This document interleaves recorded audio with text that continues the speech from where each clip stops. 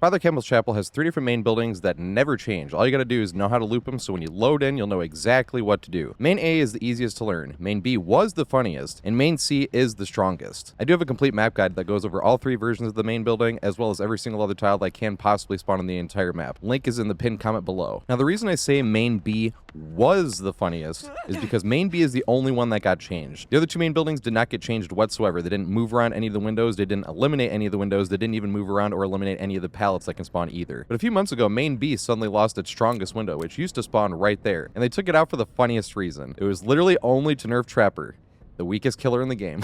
So what Trapper could do is if you got Main B, which is 1 out of 3 chance, and you got Basement to spawn in Main, which is 1 out of 2 chance, together making 1 out of 6 chance to even have that happen, and then a 1 out of 42 chance to even get Trapper in the first place. But if Trapper got somebody down in the main building, and he got them into the basement, which is spawned right there in the main building, and you had this window here, all Trapper had to do was put a trap right there on the inside of the window, so there was no way to disarm the trap without getting through the window, which you couldn't get to because they could put a trap right there or right there. Doesn't matter which side they put it on, they just have to stand directly next to it, so there was no way in or out of the basement. Even funnier if they had bloody coil, because someone that could just try to undo the trap right in front of you, so they could go try to undo this trap behind the window, they would get hurt, and then you could just slap them down. So now you have 2 survivors down and in the basement if you really wanted to. And even with the anti-camp, as long as you just stood here, if the survivor unhooked themselves and camped the stairs, there's nothing they could do. If they started undoing the trap, they would lose their base kit BT, and they could not run by you. So naturally, it made Main B a lot weaker overall, since that literally was the strongest window out of all the other ones that spawn. So now Main B is the only one that has 3 windows. Main A still has 4, and Main C is still the strongest with 5 windows that did not get moved around, nor did they get touched in any way. And because of that window being gone, that does mean that Main B is by far the weakest version of Chapel. Still loopable, you can still have a lot of fun here, but it's definitely the weakest of the 3 now. But before we go over how to loop the downstairs windows, which is what's really relevant, we do have to go over the upstairs window because it's pretty much unusable now. This window up here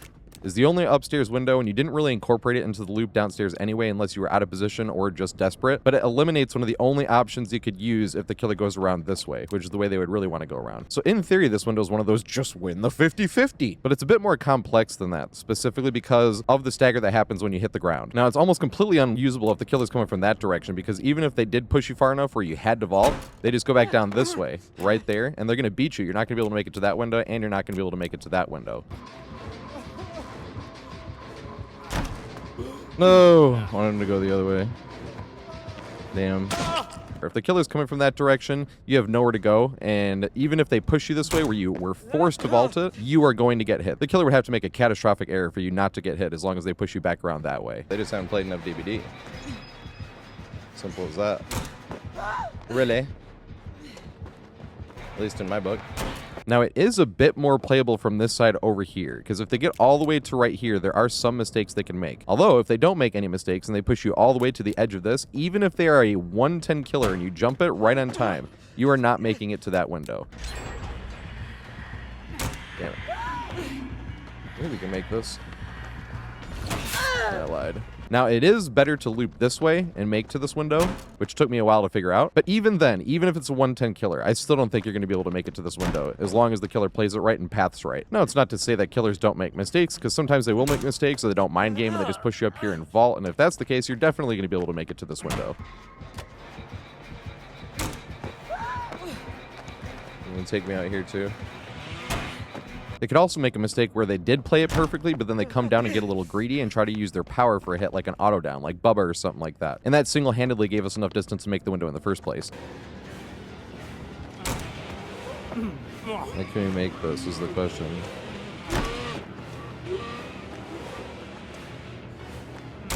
And like coming from that side, you can get it to work coming from this side, but the killer has to pretty badly mess up, like not mind game at all or just come right into that way. But those scenarios do happen where you can make it to that window. But for the most part, what I really think this window is used for is if you have a lot of progress on this generator right here, you see the killer coming up the stairs and you just run and vault to get away from that killer as fast as possible. Because they're going to want to kick that gen before they do anything else anyway, which gives the opportunity to vault that window and you can make it elsewhere.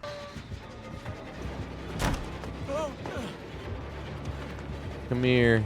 So it doesn't feel like this window really affected the top window much, but it really did in case they do a mind game, because you could finagle your way back to this window or use this window to get somewhere else. So that window now is just basically a complete desperation move, where you're hoping the killer doesn't mind game, or you're just out of position and have to vault, or you're hoping they go kick the pallet or mess up with their power, because if the killer does it right, you are going to get hit from that window. Now, the absence of this window did drastically affect how you can get away from that window, but it really affected downstairs more so, because back when you had that window, you could do what we called the merry-go-round, where you could just jump through this, they run around this way, no matter which way they push you, you come this way, you jump this, and they push you around that way, and then you jump this. And we call it the merry-go-round because you basically would just be going through a big circle, because they have to go all the way around that way. You come down here, you go to that window, back to that window, and back to that window. You're going in a big circle. We called it the merry-go-round, and it was hilarious. Now this loops like a more loopable version of the Thompson House main building downstairs window, where these two together are god windows. Like, there's nothing really the killer can do when you do this. So you're basically going to get a free escape or a huge time waste, because these two together, no matter what they do, as long as they don't break that door right there, you are just going to keep running this until it's 3 vaults and it gets blocked, or they finally just give up and break this door. So that is the good news. If you're the first survivor chase, you're either going to get 3 free vaults, which will waste a bunch of time and then be able to make it somewhere else, or you're going to get a free escape because they're going to see you vault once or twice and then they're going to break this door and then you're going to be able to make it somewhere else. Kind of like these chases here. Oh, the little electric flash water? Yeah, you know which ones I'm talking about? Yeah. Yeah, those are fun. You can try to get the flies out in the air.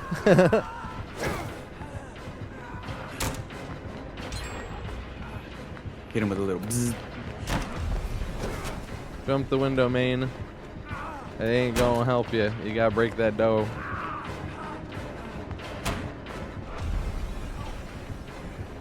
Please. I'm being hunted by these killers. I got 3 easy vaults. Break the door, main. I don't think I make that. Nope.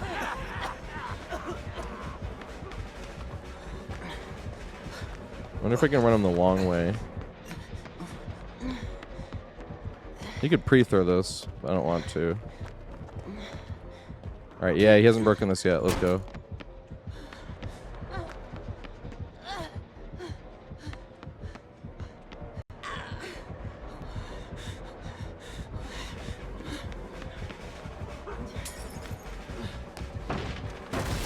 There we go. I agreed this.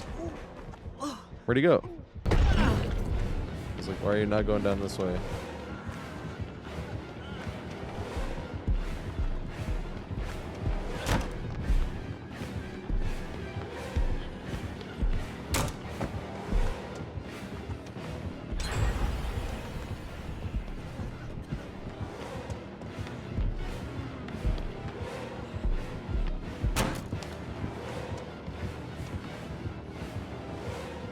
Like, break that door, main.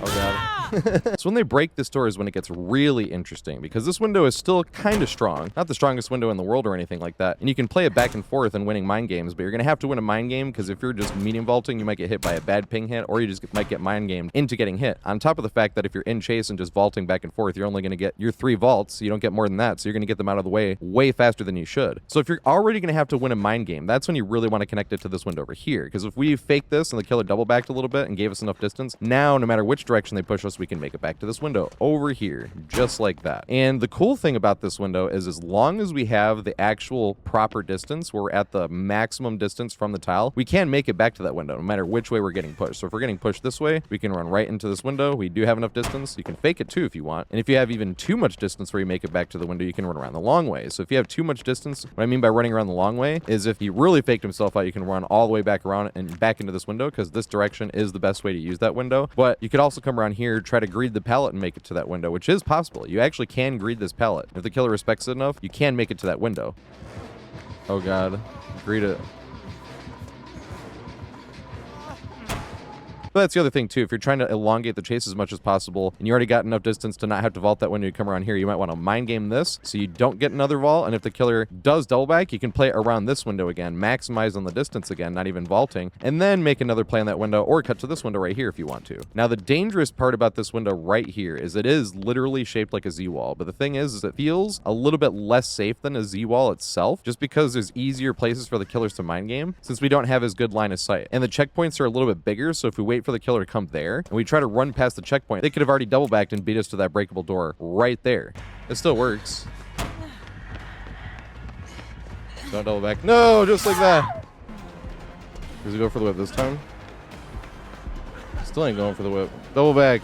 Oh, God. So this is a really easy window to mind game, but that's the risk that you're taking on trying to elongate the amount of vaults you get off of that one. Because in theory, if you can get 3 vaults off of this one and 3 vaults off of that one, that's going to take way longer than just getting 3 vaults just off of this one, especially if you're just doing this window by itself, which is going to force you into those medium vault scenario, which uses up all the 3 vaults in chase. But just like a Z-wall, if you win one single mind game, like say you didn't have the distance to be able to make it to that one, and you win one single mind game, whether you vaulted it and they swung, or you didn't vault it and they double back, but as long as you get that maximum distance, you have enough distance to make it back to that window, no matter which way you want to run it. If you have enough distance, you can run all the way around, as we were saying earlier, and make a play from the other side, or even make it all the way back to that one, but that's unlikely. But no matter which way you're running it, as long as you get the distance where you're on the opposite side of this little Z wall, then you can definitely make it back to this window, or at least make a play off of this window. Now, one interesting thing that you'll run into sometimes about this window is these lockers on the other side, particularly when you're coming from the other direction. Like say you are pushing around this way and you're trying to get a running vault into this without going as far as possible, because that's a more efficient running vault. You gained more distance that way than if you go all the way around here just to make sure you get into that. So you're going to end up playing it a little bit close sometimes and try to vault into the window like that and still get your running vault. But because you're trying to play it close sometimes, you might end up running into the locker instead of actually vaulting the window.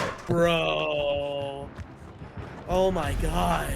Oh my God. I just on fucked me up. for like 2 Now, because of the riskiness of connecting these two, it is still way more fun to play it that way, and you're trying to get the most amount of time you can out of that window by using this window. But because of that, you're taking a lot of risks, and things are definitely not going to go your way all the time. You could even have a DBD moment where you ran everything literally perfectly, did it to a T, and then just get screwed over because it's DBD and this window rejected your vault. I did. Interesting. Why can't I vault that, bro?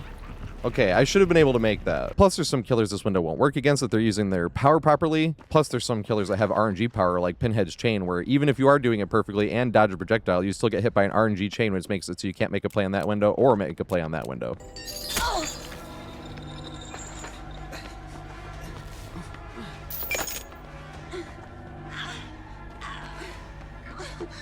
I'm gonna try to connect back to this window and back.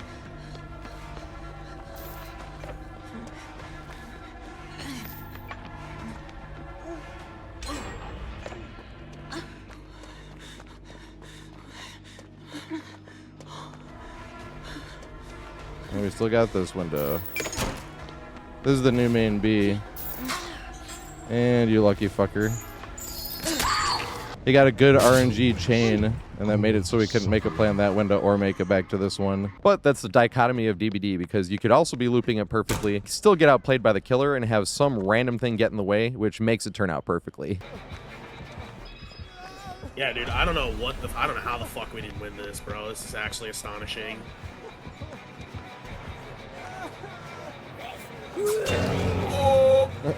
That's funny.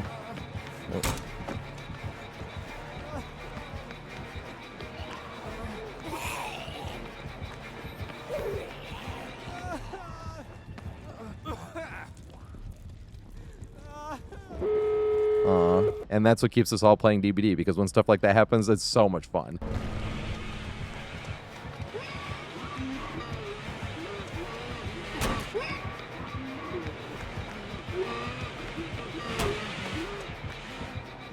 Vault the window.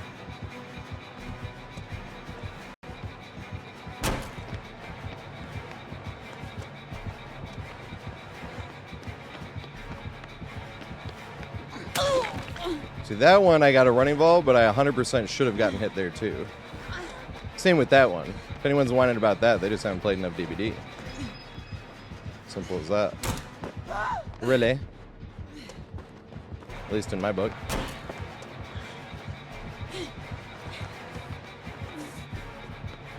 I don't think I make it anywhere this time. I got lucky. He went somewhere else.